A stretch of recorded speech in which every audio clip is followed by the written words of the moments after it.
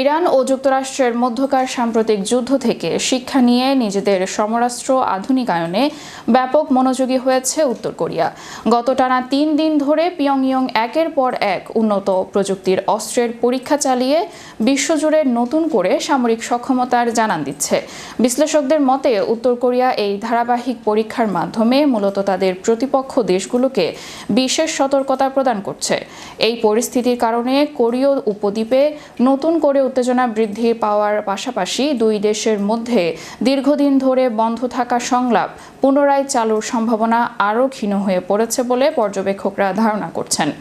সামরিক বিশেষজ্ঞরা সতর্ক করে বলেছেন যে উত্তর কোরিয়ার এই অস্ত্র প্রতিযোগিতার ফলে ওই অঞ্চলের ভূ রাজনৈতিক ভারসাম্য বিঘ্নিত হতে পারে।